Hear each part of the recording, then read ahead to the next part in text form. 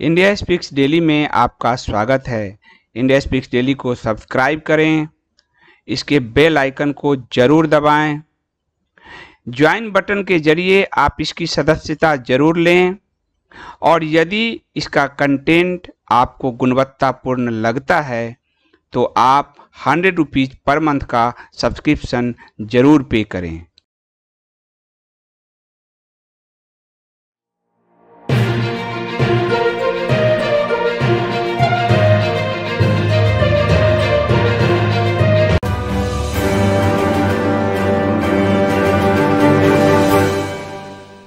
नमस्कार। India speaks daily के शाम के न्यूज बुलेटिन में आपका स्वागत है।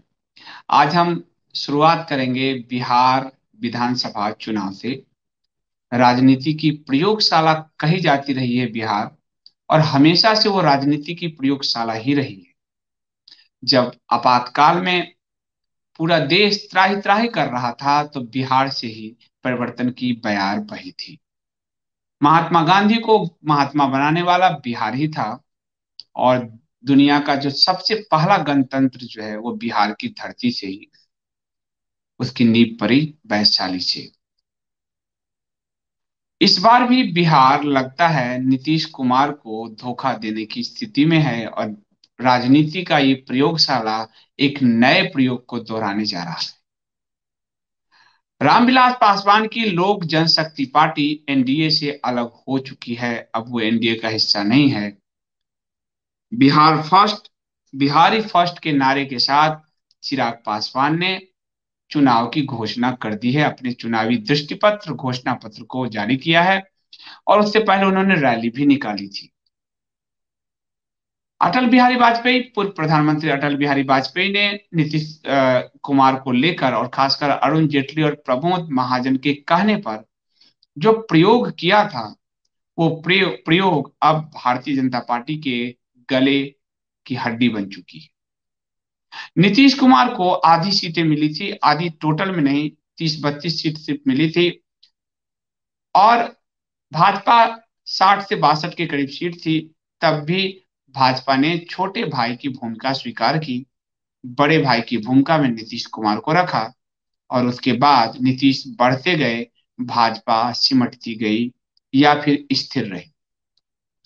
2014 के चुनाव में एक परिवर्तन जो है नीतीश कुमार के अंदर, एक सपने पल रहे थे कि वो प्रधानमंत्री बन सकते हैं सेकुलर दलों के सहयोग से, और उस सपने ने उनको जो है कहीं का नहीं छोड़ा, और भारतीय जनता पार्टी अकेले चुनाव लड़ी और भाजपा ने प्रचंड जीत हासिल की।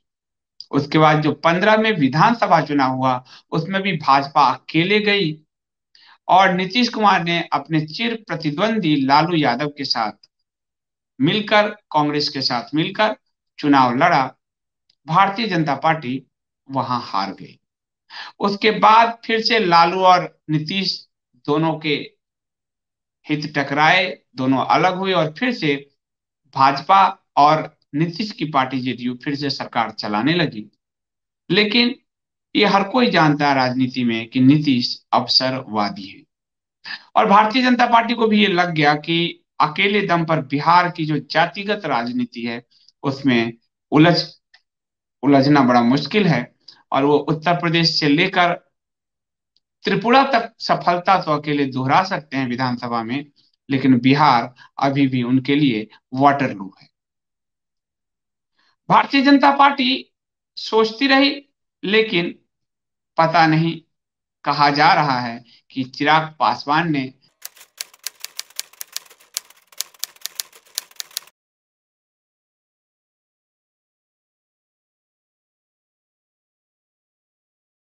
वो चिराग थमा दिए भारतीय जनता पार्टी को, जिसमें उम्मीद है कि जब 10 नवंबर को चुनाव का परिणाम आए, संभवतः गेम कुछ और सामने आए, और संभवतः कोई और नया चेहरा भी हो सकता है बिहार में, लेकिन ये कहना फिलहाल जल्दबाजी होगी। आइए सबसे पहले हम राजनीतिक समीकरण को समझें। बिहार की जो विधानसभा सीट है वो 243 सीटों की विधानसभा है बिहार में, और इसमें अभी तक नीतीश और भाजपा में ये तय नहीं हो पाया है कि कौन 121 सीट पे लड़ेगा और कौन 122 सीट पे लड़ेगा। यानी नीतीश और भाजपा में अभी सीटों के तालमेल को लेकर कोई घोषणा नहीं हुई है, पेच फंसा हुआ है। दो और पार्टियां हैं, एक जीतन राम मांझी की है, उसे कहा गया इस एनडीए में कि वो एनडीए में फिर से लौट आई, लालू के साथ गई थी, वहां फिर मुश्किल की घड़ी हुई और वो लौट आई। नीतीश के पुराने साथी है, नीतीश ने उनको मुख्यमंत्री बनाया था। भारतीय जनता पार्टी से हार के बाद अपने अपमान से आहत नीतीश ने जीतन राम मांझी को बिहार का मुख्यमंत्री बनाया था और जीतन राम मांझी ने उन्हें धोखा देकर वो भाजपा के साथ आ गए थे। तो कहा गया कि जेडीयू जो है, जेडीयू अपनी सीटों में से जीतन राम मांझी की हम पार्टी को दे देगी और भारतीय जनता पार्टी अपनी सीट में से एलजेपी को दे दे। नीतीश कुमार से कहा गया तो कहा एलजेपी और भाजपा पुराने गठबंधन है, वो साथ चुनाव लड़े थे 2015 में। अब ये भाजपा जाने, नीतीश इस अंदाज में बोलते हैं। तो अगर एलजेपी इधर मांग रही थी 42 से 43 सीट, यदि भारतीय जनता पार्टी 42 से 43 सीट एलजेपी को दे देती तो भारतीय जनता पार्टी नीतीश से कम सीटों पर चुनाव लड़ती और तब चुनाव परिणाम बाद नीतीश बड़े भाई की ही भूमिका में रहते और यही गाड़ी चलती रहती। लेकिन चिराग पासवान ने लगातार नीतीश कुमार पर हमला किया। नीतीश कुमार के कुशासन के और कमियों को भी उन्होंने गिनाया, कोरोना काल से लेकर, और नीतीश सरकार के भ्रष्टाचार तक को भी उन्होंने उठाया, जबकि वो स्वयं एनडीए सरकार में है, केंद्र की एनडीए सरकार में है। चिराग पासवान जब बोल रहे थे तब भारतीय जनता पार्टी ने कोई भी उसमें रिस्पांस नहीं किया। हालांकि भाजपा के अध्यक्ष जेपी नड्डा से चिराग पासवान की मुलाकात हुई और अमित शाह जी से भी उनकी मुलाकात हुई, लेकिन बात नहीं बनी। चिराग पासवान ने नीतीश पर हमला जारी रखा। चिराग पासवान ने हमेशा भाजपा और नरेंद्र मोदी के समर्थन में वो खड़े दिखे। उन्होंने कहा कि एलजेपी भाजपा के हाथ को मजबूत करेगी, नरेंद्र मोदी के हाथ को मजबूत करेगी। भाजपा ने कहा नरेंद्र मोदी जी, प्रधानमंत्री मोदी के हाथ को मजबूत करेगी। जब चिराग पासवान को सीट नहीं मिल रही थी तो चिराग पासवान ने अकेले चलने का निर्णय लिया और उन्होंने बिहारी फर्स्ट के नारा के साथ 143 सीटों पर अपना दावा ठोक दिया। उन्होंने अपने आप कार्यकर्ताओं से कहा कि हम 143 सीटों पर चुनाव लड़ेंगे। टोटल 243 सीट है तो 143 पे क्यों लड़ेंगे, 243 पे क्यों नहीं लड़ेंगे। तो चिराग पासवान अपना कैंडिडेट हर उस जगह पे उतारेंगे जो जेडीयू के खाते में सीट आएगा या हम के खाते में जाएगा। भारतीय जनता पार्टी के खाते में जो सीट आएगा वहां चिराग पासवान अपने कैंडिडेट शायद ना उतारे, या फिर बहुत फ्रेंडली मैच की तरह हो कि वहां वो अपने कमजोर कैंडिडेट को दें। और यह फॉर्मूला यदि चल गया तो आप ये मानकर चलिए कि जो 10 नवंबर को चुनाव परिणाम आएगा वो कुछ अलग होगा। चिराग पासवान निश्चित तौर पर एनडीए के वोट जो हैं वो नीतीश कुमार का वोट काटेंगे, वो जीतन राम मांझी के हम का वोट काटेंगे। और यदि यदि नीतीश को 121 सीट मिलता है चुनाव लड़ने के लिए और 143 पर चिराग पासवान अभी जा रहे हैं चुनाव लड़ने, तो नीतीश के लिए मुसीबत होगी। 100 से नीचे अगर नीतीश आते हैं और भारतीय जनता पार्टी 100 से ऊपर जाती है तो फिर महाराष्ट्र और पंजाब दोहराया जा सकता है। चिराग पासवान ने कहा है साफ साफ कि प्रधानमंत्री नरेंद्र मोदी के हाथ को मजबूत करने के लिए उनका एक एक कार्यकर्ता तैयार है, अर्थात चुनाव के बाद चिराग पासवान भारतीय जनता पार्टी के साथ ही रहेंगे। ये संकेत वो साफ साफ दे रहे हैं। और ये अगर ये फॉर्मूला काम कर गया तो भारतीय जनता पार्टी जेडीयू से ज्यादा सीट जीतेगी। भारतीय जनता पार्टी के रणनीतिकार इसे मणिपुर फॉर्मूला कहते हैं। भारतीय जनता पार्टी मणिपुर में इसे अप्लाई कर चुकी है, सरकार बना चुकी है। ये बात आप महाराष्ट्र में देख चुके हैं इस बार से पहले, जब भारतीय जनता पार्टी ने ज्यादा सीट हासिल की थी और नाक रगड़ती रही शिवसेना कि केंद्र में मोदी है और यहाँ शिवसेना की सरकार हो, भारतीय जनता पार्टी नहीं मानी और भारतीय जनता पार्टी ने सरकार बनाई, ना नुकर करके शिवसेना सरकार में सम्मिलित हुई। दोबारा भाजपा और शिवसेना मिलकर चुनाव लड़ी और भारतीय जनता पार्टी को धोखे का सामना करना पड़ा। प्रधानमंत्री मोदी का फोटो लगा लगा कर शिवसेना चुनाव जीत गई और अंत में उसने अपने पुराने साथी भाजपा को धोखा देकर वो महाअघाड़ी का हिस्सा हो गई, वो कांग्रेस और एनसीपी का हिस्सा हो गई।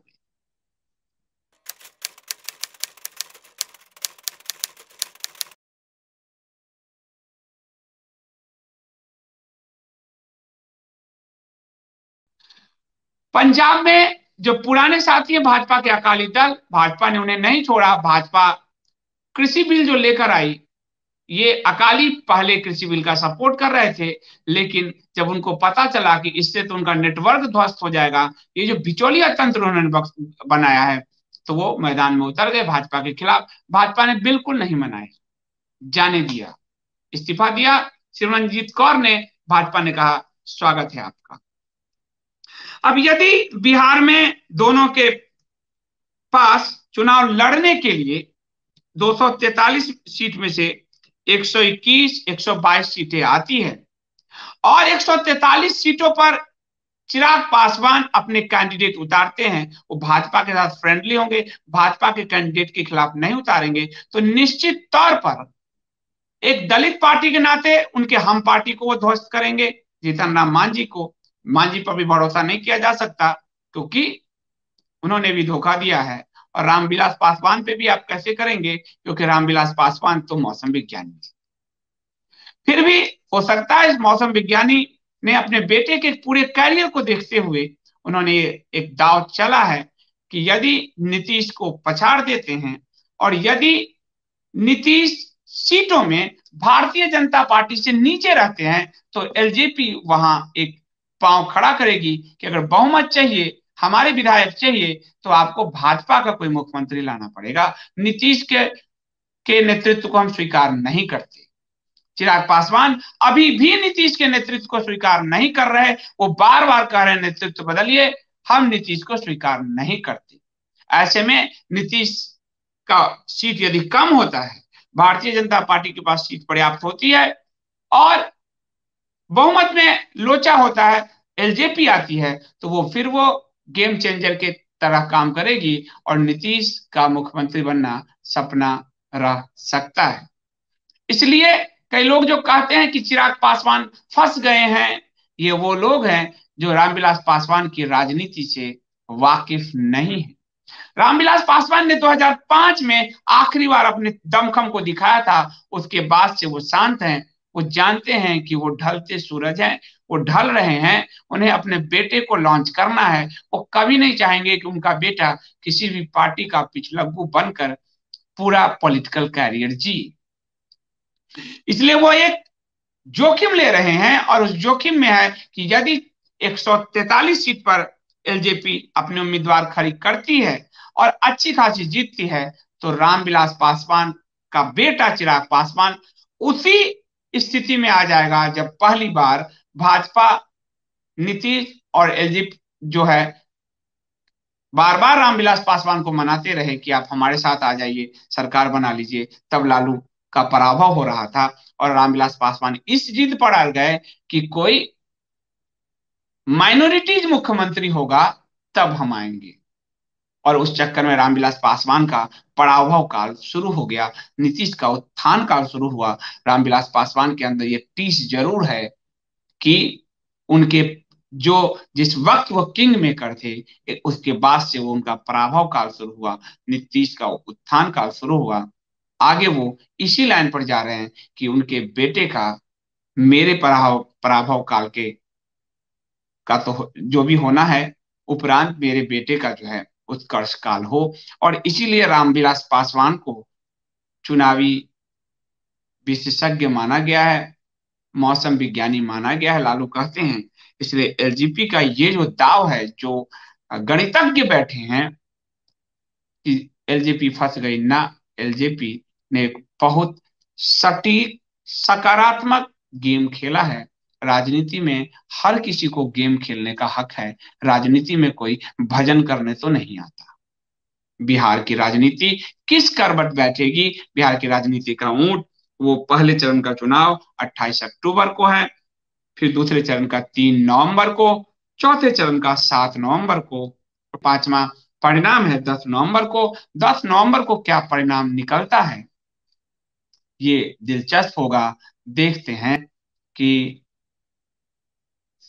इस बार फिर से नीतीश कुमार मुख्यमंत्री बन पाते हैं अथवा नहीं, या फिर चिराग पासवान उनकी राह में एक बड़ा सा बंगला बना देते हैं। बंगला इसलिए क्योंकि एलजेपी का चुनाव चिन्ह बंगला है। तो बिहार की राजनीति पर इतना ही। आज की जो दूसरी महत्वपूर्ण खबर है, हमारे वायुसेना प्रमुख ने साफ साफ हमारे लाल और हरे पड़ोसी को बता दिया है कि आप अपनी हैसियत में रहें। उन्होंने कहा कि चीन तो हमें कभी हरा ही नहीं सकता। भारतीय वायुसेना अपने आत्मविश्वास के चरम पर है। वो कह रहे हैं कि चीन हमें नहीं हरा सकता। लद्दाख में हमारी पोजीशन बहुत मजबूत है। हम दोनों मोर्चे पर युद्ध के लिए तैयार हैं। और ये बहुत बड़ी बात है, क्योंकि पूर्वी लद्दाख में भारत और चीन के बीच तनातनी चल रहा है। वायुसेना प्रमुख air chief marshal RKS Bhadauria ने कहा कि भारत दोनों फ्रंट पर लड़ने में सक्षम है। उन्होंने कहा कि भारतीय वायुसेना चीन और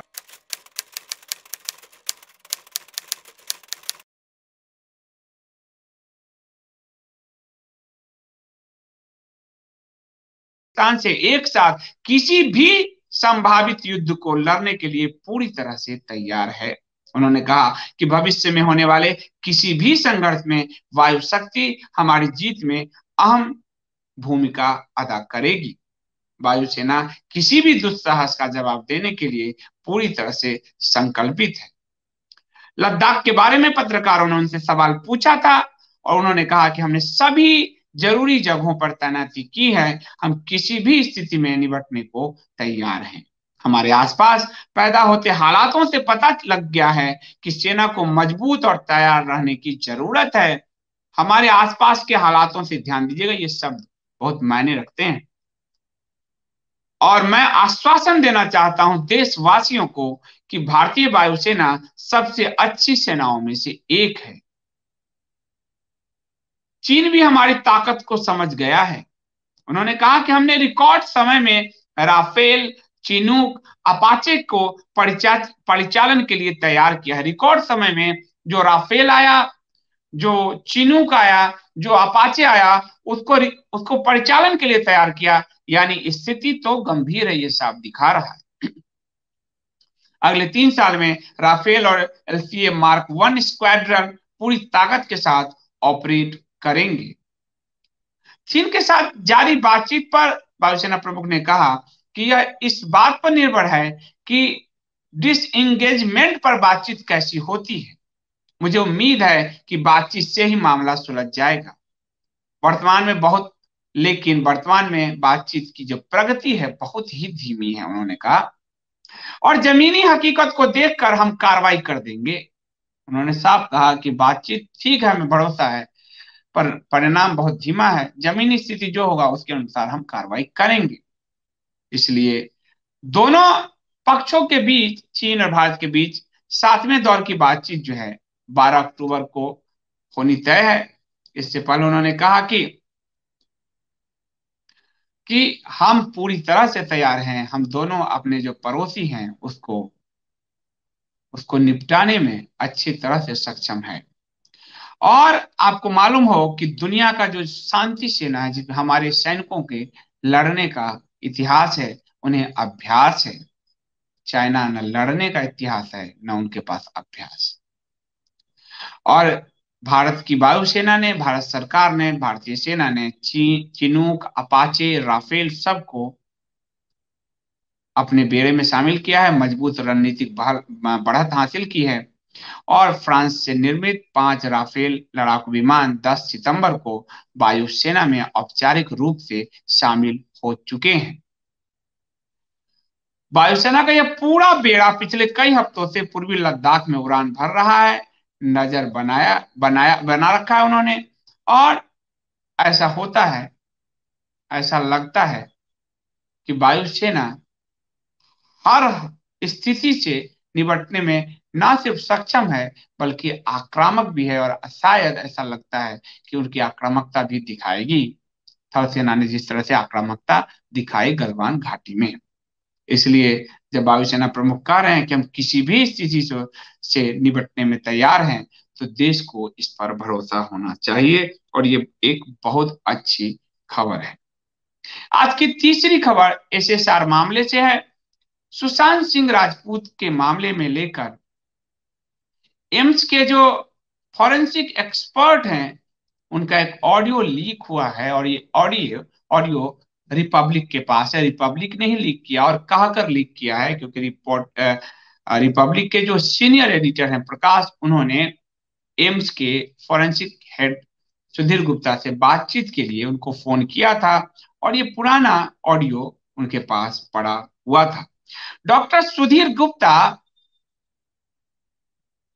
किस तरह से रंग बदलते हैं, वो इसमें एक सबूत के तौर पर आता है। साथ ही आपको पहले पुराना इतिहास बता दूं कि डॉक्टर सुधीर गुप्ता कश्मीर में भारतीय सेना ने जो एनकाउंटर किया है उस पर भी वो पहले हाथ सवाल उठा चुके हैं।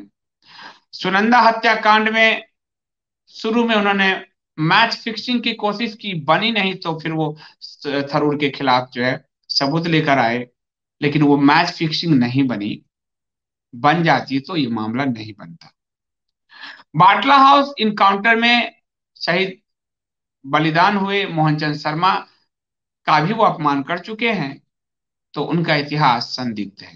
दिल्ली के अपराध संवाददाता होने के नाते मैं रहा हूं, मैंने स्वयं एक बड़े अस्पताल के फॉरेंसिक हेड को दरबदर करवाया था, उनको वहां से हटवाया था।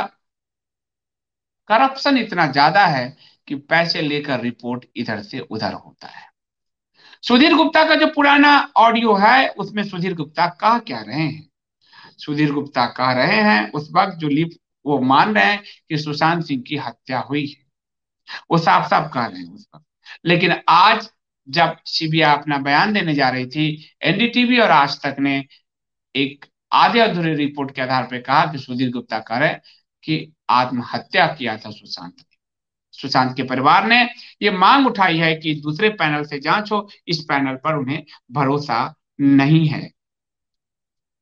आज तक और एनडीटीवी लगातार, आज तक एनडीटीवी और रजत शर्मा का टीवी लगातार पहले दिन से जस्टिस फॉर रिया कैंपेन का हिस्सा है। सुशांत सिंह राजपूत को साधारण कलाकार मानते हुए उनके उनकी जो मौत को जायज ठहराने वालों में ये इनके पत्रकार रहे हैं, ये चैनल रहे हैं। इसलिए रिपब्लिक का जो ब्लास्ट है, ये आज तक की विश्वसनीयता को 2 पायदान और नीचे ले जाती है।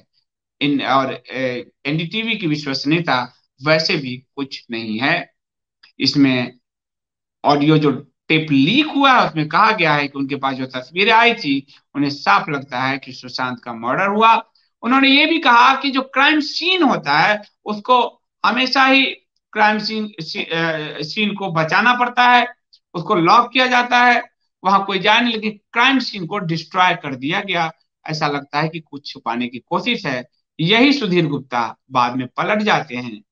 ये जांच होनी चाहिए कि ऐसा क्यों उन्होंने किया है। इस मामले में जो स्वास्थ्य मंत्रालय उसने संज्ञान लिया है, और सुधीर गुप्ता जो अपने बयान से पढ़ते हैं, उस मामले में स्वास्थ्य मंत्रालय ने संज्ञान लेकर पूछताछ शुरू की है। लेकिन सुधीर गुप्ता के आधे अधूरे बयान और इंडिया टुडे आज तक के लगातार वन मिशन, सुशांत की सिंह राजपूत की मौत को भुलाने के वन मिशन में सबसे बड़ा आनंद तो शिवसेना और संजय राउत को आ रहा है। संजय राउत बोल रहे हैं फॉरेंसिक डॉक्टर का शिवसेना के कोई संबंध नहीं है। वो व्यंग कर रहे हैं, वो किसी की मौत पर व्यंग कर रहे हैं, क्योंकि वो जानते हैं कि उनका बेबी पेंगुइन फंसा हुआ है। या एम्स फॉरेंसिक मेडिकल बोर्ड के प्रमुख डॉक्टर सुधीर गुप्ता की रिपोर्ट है। उनका शिवसेना से कोई राजनीतिक संबंध नहीं है। ये कहकर संजय राउत एक मजाक कर रहे हैं, एक मौत का तमाशा बनाने की कोशिश कर रहे हैं। ऐसे में बड़ी बात है कि ये केस किस तरफ जाती है। रिपब्लिक भारत ने फिर से एक मजबूत स्टैंड लिया है और आज तक और एनडीटीवी का काला चेहरा फिर से स्पष्ट हुआ है कि आधे अधूरे रिपोर्ट के आधार पर जब आप ये खेल करते हो, उस अधिकारी पर भरोसा करते हो जिनका ऑलरेडी इतिहास बहुत संदिग्ध है, तो दिख जाता है कि आप पीआर मैनेजमेंट के पार्ट हो, आप एक एजेंडा चला रहे हो, आपको किसी को इंसाफ न्याय दिलाने से कोई मतलब नहीं है। इसलिए सुशांत सिंह केस में आगे जो भी डेवलपमेंट होगा वो बड़ा होगा। अगली खबर पॉलिटिकल डेवलपमेंट से ही है। पॉलिटिकल डेवलपमेंट में जब अकाली दल और शिवसेना जो है छोड़कर जा चुकी है बीजेपी को, तो आंध्र प्रदेश का वाईएसआर कांग्रेस जो है जगमोहन रेड्डी, वो एनडीए में शामिल हो सकते हैं आगे जाकर। आंध्र प्रदेश के मुख्यमंत्री वाईएस जगनमोहन रेड्डी के नेतृत्व में वाईएसआर कांग्रेस पार्टी बीजेपी की अगुवाई वाले एनडीए में शामिल हो सकती है। पिछले हफ्ते ही एनडीए के पुराने सहयोगी शिरोमणि अकाली दल ने कृषि बिल पर उनका साथ छोड़ दिया था और इससे पहले महाराष्ट्र में शिवसेना छोड़ चुकी है। बिहार चुनाव से पूर्व ये मायने रखेगा, क्योंकि कल को नीतीश कुमार अवसरवादिता में ब्लैकमेल ना कर सके, ये ना कहें कि सब एनडीए को छोड़ छोड़ कर जा रहे हैं। वाईएसआर कांग्रेस को चुनाव से ठीक पहले लाने का मुझे लगता है कि यही शायद इसके पीछे जो की रणनीति है वो यही है। जगनमोहन रेड्डी जो है मंगलवार सुबह 10:30 बजे के करीब प्रधानमंत्री नरेंद्र मोदी से मिलने आ रहे हैं। पार्टी ने कहा है कि एनडीए का हाथ मजबूत करने के लिए प्रधानमंत्री मोदी संभवतः वाईएसआर कांग्रेस को शामिल होने का न्योता दे सकते हैं। इसलिए ये एक बड़ी खबर होगी। बिहार चुनाव से ठीक पहले नीतीश कुमार के लिए थोड़ी दुखदाई खबर भी हो सकती है। अगली खबर मैं आपको जो है टेक्नोलॉजी की तरफ ले चलूंगा। और मैंने आपको बताया था ये बात कि गूगल और पेटीएम में लड़ाई छिड़ी हुई है और पेटीएम को गूगल ने बैन कर दिया था, क्योंकि पेटीएम एक ड्रीम जो है आभासी क्रिकेट खिला रहा था, जुए को बढ़ा रहा था, जिसके कारण गूगल ने कहा कि ये हमारे नॉर्म्स का उल्लंघन है और फिर पेटीएम को बाहर कर दिया था उसने अपने ऐप स्टोर से। अब पेटीएम गूगल को टक्कर देने के लिए अपना मिनी ऐप स्टोर लॉन्च किया है पेटीएम ने। और ये जो है कुछ दिन पहले जो पेटीएम को हटाया गया था गूगल प्ले स्टोर से, उसका जवाब माना जा रहा है। मेरा मतलब और भी है कि कहीं मिनी स्टोर से बड़ा मेगा स्टोर करते हुए, क्योंकि इसमें चीन का पैसा है, अलीबाबा ग्रुप का पैसा है, इसलिए थोड़े और अधिक दूसरे दृष्टिकोण से भी इस मिनी ऐप को देखने की जरूरत है।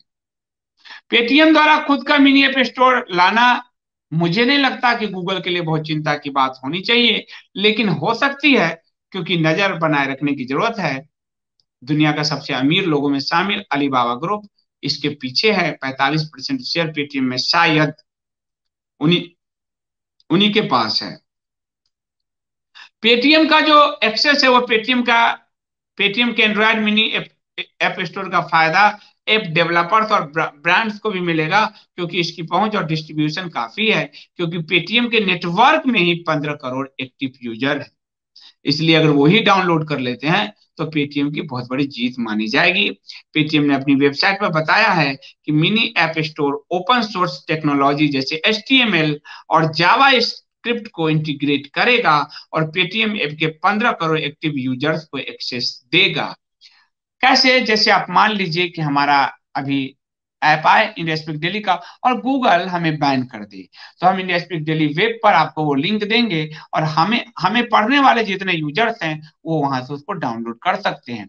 यही पेटीएम करने जा रहा है, वो ओपन सोर्स का इस्तेमाल करने जा रहा है, एचटीएमएल और जावा स्क्रिप्ट को इंटीग्रेट करने जा रहा है। और चूंकि पेटीएम के यूजर्स 15 करोड़ हैं, तो उस यूजर बेस को लेकर वो काम करने जा रहा है। वो गूगल के प्ले स्टोर में नहीं जाएगा और गूगल के प्ले स्टोर को चुनौती देगा। इसलिए पेटीएम के मिनी ऐप स्टोर में कई एप्स की एंट्री हो चुकी है। इस वक्त पेटीएम मिनी स्टोर पर 1mg, नेटमेट्स, डीकैथलॉन जैसे कई और ऐप लिस्ट हो चुके हैं, कई ऐप लिस्ट हो रहे हैं और ये पेटीएम को मजबूती प्रदान कर सकता है। इसलिए ये एक बड़ी मैं कहूंगा इसको एक छोटा सा वार ही कहूंगा, वो बड़ा देखने को मिलेगा कि ओपन सोर्स के जरिए यदि इसका एक दूसरा पहलू लेता हूं, वो चाइना का पहलू अलग है, एक दूसरा पहलू और लूं अगर, कि यदि ओपन सोर्स के जरिए कोई गूगल को टक्कर दे पाया तो फिर एक नई शुरुआत होगी। गूगल के प्ले स्टोर पर निर्भरता कम होगी और ओपन सोर्स एचटीएमएल और ये जो है जावास्क्रिप्ट के इंटीग्रेशन से जो है कोई भी अपने ऐप को मैक्सिमम लोगों तक पहुंचा सकता है। ये बात मेरे दिमाग में भी था कि कल को यूट्यूब पर मुझे बैन करते हैं, ऐप स्टोर पर मुझे बैन करेंगे तो क्या करेंगे। तो हमारे जो टेक्निकल टीम हेड है राकेश ओझा जी, उन्होंने कहा हम अपने वेब पर ऐप लॉन्च कर देंगे। सेम वही काम पेटीएम ने किया, लेकिन उसका यूजर बेस बहुत बड़ा है, इसलिए पेटीएम को इसमें सफलता मिल सकती है और ये एक बड़ी खबर है। इसके अलावा तीसरी खबर बॉलीवुड से, उस काले अंधेरे बॉलीवुड से। बॉलीवुड को जनता ने औकात दिखाना शुरू कर दिया है। सोनी में कभी कौन बनेगा करोड़पति रेटिंग में नंबर 1 होती थी, सोनी टीवी अभी पानी भी नहीं मांग रही। कौन बनेगा करोड़पति को जनता ठुकरा चुकी है, फ्लॉप हो चुकी है। इतना इतनी बुरी गत उसकी कभी नहीं रही, लेकिन उससे भी बुरी गत सलमान खान के लिए है। सलमान खान का जो एपिसोड है बिग बॉस, वो बुरी तरह से पिट गया है। अब तक की सबसे खराब टीआरपी जो है यदि मिली है तो वो बिग बॉस को मिली है। अब तक की सबसे खराब टीआरपी बिग बॉस के सारे सीजनों को मिलाकर इस बार के बिग बॉस को मिली है। सलमान खान अपनी आदतों से बाज नहीं आ रहे, वो राधे माँ को घुसेर कर घर में और हिंदू धर्म का मजाक बनाने का प्रयास है। वैसे राधे माँ जैसे लोग अगर रहेंगे तो हमारा मजाक तो होता ही रहेगा। विपक्षी तो अवसर की तलाश करते ही हैं। सबसे खराब टीआरपी है हमारे यहाँ विपुल रेगे ने लिखा है कि बिग बॉस की रेटिंग को सुशांत वॉरियर्स ने उठाकर पटक दिया है और इसे दिन में तारे दिखा दिए हैं। इसलिए कोई अपने आप को रियल बिग बॉस ना माने, रियल बिग बॉस तो जनता है। औकात में रहें, औकात अपना देखें। औकात तो अक्षय कुमार को भी जनता ने दिखाया है। अक्षय कुमार जो अभी कल परसों में एक वीडियो जारी करके आ गए और कहा कि मैं दुखी हूं, वो इंडस्ट्री में जो चल रहा है। सबने कहा लक्ष्मी बॉम्ब आने वाली है क्या? जी हाँ, अक्षय कुमार की फिल्म आ रही है, इसलिए वो इमोशनल मार्केटिंग पर उतरे हैं। बड़े बड़े सितारों के को गर्दिश में देख रहे हैं। इस कोरोना काल में सुशांत के संदिग्ध मौत काल में अक्षय कुमार घबराए हुए हैं। सड़क हाल बेहाल हो चुका है। सलमान खान का बिग बॉस पिट रहा है, अमिताभ पिट रहे हैं, अक्षय कुमार इसलिए राष्ट्रवाद के नए तरीके के साथ पदार्पण उनका हुआ है। उनको यदि इतना ही दुख था तो उनको सुशांत सिंह राजपूत की मौत पर दुखी होना चाहिए था, क्योंकि वो भी तो उन्हीं की इंडस्ट्री से थे। उनको अगर इतना ही दुख है तो उन्हें दिशा की मौत पर होना चाहिए था, वो भी तो उनकी इंडस्ट्री से थे। अक्षय कुमार को अभी निगेटिविटी दिखती है चारों तरफ, क्योंकि एक्सपोज हो रहे हैं तो आपको निगेटिविटी दिखती है। इतना ही प्रेम बसता है अंदर तो कनाडा की नागरिकता और वहां के मॉल में जो निवेश हो रहा है, इस पर भी सवाल लोग आपको उठाते रहे हैं। इसलिए अक्षय कुमार के फिलहाल घड़ियाली आंसू पर मत जाइएगा, अपनी अकल लगाइएगा। किसी को बुरा लगे तो अकल मत लगाइएगा, क्योंकि घड़ियाली आंसू तो बड़ों बड़ों को परास्त कर देती है। इसलिए ये एक पूरी माया नगरी को, बॉलीवुड माया नगरी को सोचने की जरूरत है कि जो जनता उसे प्यार देती थी, आज आखिर उठाकर पटक क्यों रही है। अगली खबर आर्थिक जगत से, शेयर मार्केट ने जबरदस्त उछाल लिया है। रवीश कुमार बेचैन होंगे।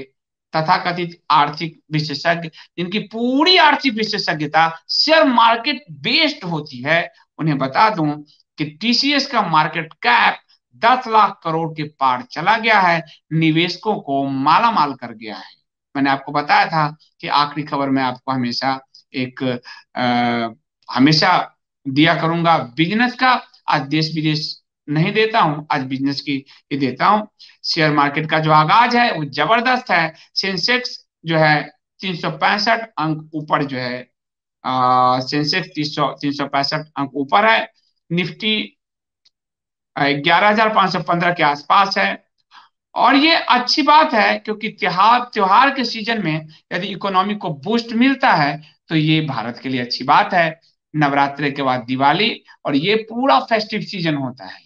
जो रवीश कुमार पिछली बार रो रहे थे, ऑटो इंडस्ट्री गिर रही है, ऑटो इंडस्ट्री गिर रही है, कोई पूछने वाला नहीं है, मंदी आ गई, मंदी आ गई। और तब मैंने आपको यूट्यूब पे वीडियो दिया था कि ऑटो इंडस्ट्री अपनी खामियों के कारण भुगत रही है। आज भारत 6 जब आ चुका है, ऑटो इंडस्ट्री में बूम है। मारुति ने 33% का करीब करीब उछाल लिया है।